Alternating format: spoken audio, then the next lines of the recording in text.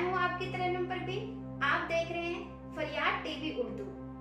आज मैं आपके सामने लेके आई हूँ हजरत मोहम्मद मुस्तफा सल्लल्लाहु अलैहि वसल्लम के जीवन के बारे में। कैसे उन्होंने बचपन से मुसीबतों का सामना किया, कैसे उन्होंने एक बेटी के ऊपर हो रहे जुल्म को रोका, कैसे उन्होंने इंसान को इंसान से मोहब्बत करना सिखाया, कैसे उन्होंने पूरी दुनिया में इंसानियत फैलाई, कैसे उन्होंने एक बेवा को इंसाफ दिलाया, एक बेवा को सहारा दिलाया। आइए सुनते हैं। हजरत मोहम्मद मुस्तफा सल्लल्लाहु अलैहि वसल्लम का जन्म मक्का में हुआ। जब पैगंबर मोहम्मद अपनी माँ आमना के कोख में थे तो उनके वालिद साहब हजरत अब्दुल्ला का इंतकाल हो गया। जब पैगंबर मोहम्मद 6 वर्ष के हुए तो उनकी माँ का इंतकाल हो गया।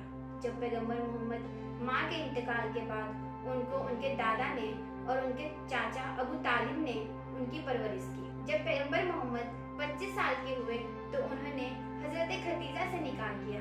उस समय विधवाओं को सती कर दिया जाता था, इसीलिए विधवाओं को सहारा देने के लिए, उनकी जिम्मेदारियां उठाने के लिए हजरत नबी ने 11 शादी की। पैगंबर मोहम्मद को दौलत की कोई लालच नहीं थी, क्योंकि उन्होंने जब हजरत खदीजा से निकाह किया, हजरत खदीजा उस समय एक व्यापार की बेटी थी और वह बहुत अमीर थी, पर लेकिन उन्होंने उनकी सारी दौलत अल्लाह के रास्ते में खर्च करवा दिया।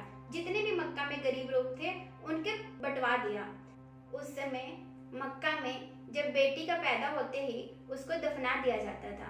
बेटियों को एक बोझ समझा जाता था, बेटियों को नहीं रखना चाहते थे, लेकिन नबी ने बताया कि बेटी जिसके पास एक बेटी हो वो जन्नती, जिसके पास 2 बेटी हो वो भी जन्नती, और जिसके पास 3 बेटी हो वो भी जन्नती।